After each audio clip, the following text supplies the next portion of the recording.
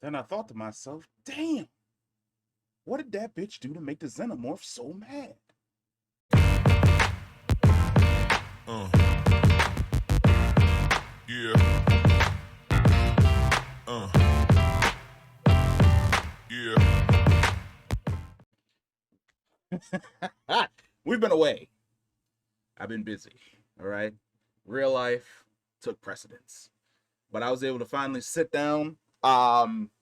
First off, if you want to watch the reaction stuff is on Patreon. So you can go over there and you can watch for free. All you have to do is join as like a member. And you're able to watch both episode 1 and episode 2 for my reactions and colorful commentary in regards to this show. Let me say this now. I love this shit. Yeah. Um I feel like, and I'm gonna say some real shit. I feel like after Aliens, the James Cameron one, that a lot of the magic in regards to the Xenomorph was essentially lost. Where a lot of the later stuff, funny enough, when Ridley Scott basically spun the block with both Alien Covenant and Prometheus, he kind of brought that feeling back again with the way in which the aliens were moving in those films. But even then, those aliens weren't really aliens. But Aliens 3, Alien Resurrection, Alien versus Predator, Alien versus Predator 2 all had the exact same problem. Way too many fucking xenomorphs. That's a little bit too bright for me. Way too many fucking xenomorphs on screen. Like, basically, they took the concept of the Xenos being cannon fodder in Aliens and then applied it to basically the entire franchise. Aliens 3 will always sit bad for a lot of people due to the fact that they chose to kill off both Hicks and Newt.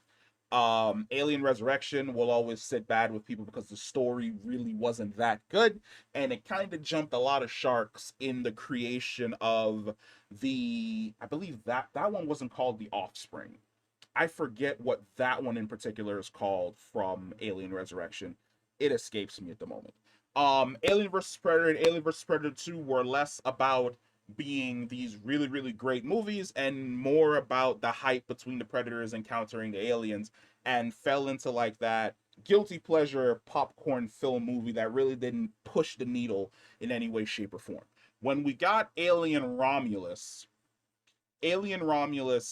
kind of brought the franchise back. It brought back that creepy, crawly feeling of there's always something that's maybe around the corner hunting you. I jumped forward to Alien Romulus, so we actually have to dial it back a little bit and go back to Prometheus and Alien Covenant. I do not like those films. I know that there are some people that swear by them, that they enjoy them, that they believe that Ridley Scott was showing them the vision. I was not one of them that believed that Ridley Scott was showing me the vision. I thought that Ridley Scott, like a lot of people returning to franchises that they made popular, that had these ideas of grandeur about how they would basically take the franchise, overcomplicated everything. The introduction of the Black Goo, the dumbing down of the engineers from the mythic status that we kind of had for them in the comic books. A lot of this stuff kind of muddled the lore in regards to the characters, where it was no longer the engineers that created these things or just nature creating these things. It was now like a byproduct of humanity and humanity's experimentation, and just no. I didn't like the direction that the lore went in regards to both of those two films. Shirt check. We've got the X-Men Apocalypse shirt on deck. Um, Alien Romulus returned it to what was great about Alien. That claustrophobia, that terrifying feeling of being hunted, that hopelessness that you're probably not gonna get away, while also bringing up the bombastic action that we got used to in James Cameron's Aliens. It was great. This film takes one step back, and one step back is not a bad thing. We're taking one step back to the way in which Aliens was in the very first movie, where I am a fan of when the alien is in the background and you can't tell it's in the background until it starts moving. There's a shot where it's like in the wall and it's like super still and the soldiers go past and you're like, is that something right there? And then it starts to move and you're like, oh, it was there the whole time. They walked past that bitch. Or when the guy walks past the statue and the statue's shot in the back frame and they encounter that fucking goofy group having like that Renaissance party. Then it cuts back to the statue and you're like, that statue grew an extra head and it's just like chilling on the statue like this. Like, yo, the alien deciding to like activate level 100 sneak and pop poses in the background like this, like just dangling, has to be the funniest shit ever. It has to have a sense of humor because it literally could have just rolled up and killed both of these people, but it was like, nah, let me get behind this bitch and get in a pose right quick. Let me get in a pose right quick and just stay mad still. And then when they recognize that I'm behind them in any way, shape, or form, like a hide behind, that's when I'm gonna strike. I love that shit. I love the claustrophobia of this. I like the introduction of the smaller little alien creatures. The eyeball one was fucking great.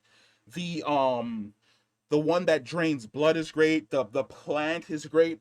I like the flashback sequence, or not even a flashback sequence, a flash forward sequence, because we're seeing an event that happens in the past with the crew where they're all having like a conversation waking up from cryo sleep, and we know they're all doomed, but it's cutting forward to how all of them are essentially doomed while it's introducing these characters. Because I really thought, I was like, damn, we got some pretty motherfuckers here.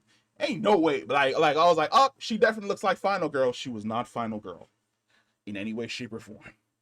She died. Within 10 minutes of her introduction, she was already dead. The subplot of the, and I actually have to pull this up, so forgive me, but there's a subplot for Alien Earth where they're talking about the three types of humans. You have cyborgs, which are cybernetically enhanced humans. You have artificially intelligent beings, which are the synths, which is like what is his name from the Alien films that they keep bringing back, Ash. And then you have this new creation, which are the hybrids. The hybrids are a human consciousness placed inside of a synth body, with the potential to not basically surpass synths because they possess human ingenuity and human growth and human experiences that allow them to basically think outside of the three-dimensional box, or shit, maybe four-dimensional box that synths are essentially trapped in. And it's this idea of a machine creating a bigger machine until whatever is the best machine wipes out all of that. But while that is going on, you also have the approach of the xenomorph, which it is very biogenetically engineered. It is nature's apex predator. It is at the top of the food chain in every way, shape, or form, perfectly evolved.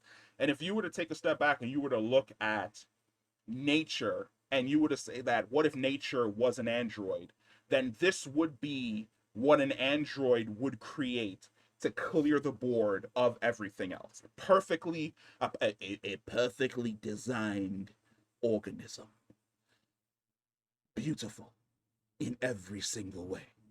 So I love that. I love that it is humanity's best creation that they've ever created in regards to these new hybrids versus what nature would put forward as its most perfect creation in the form of the xenomorph. And when those two sides clash, it is going to be fucking crazy, and I'm going to have an absolute ball with it. Um, Sydney Chandler as Wendy, great.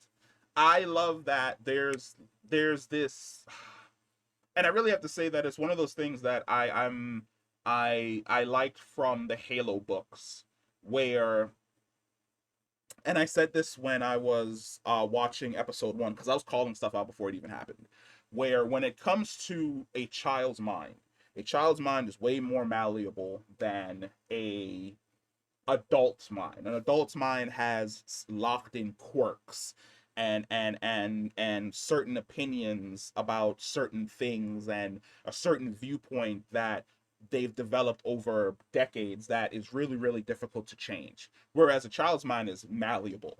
Like, placing a child's mind inside of a synthetic body creates the potential for it to surpass whatever limitations synthetics by themselves have, because the way in which children think is so much more broad than the way in which humans think. And we definitely see that with Wendy. We see when she's looking for her brother that she begins manipulating the system in a way that they've never predicted that she would be able to manipulate the sister in.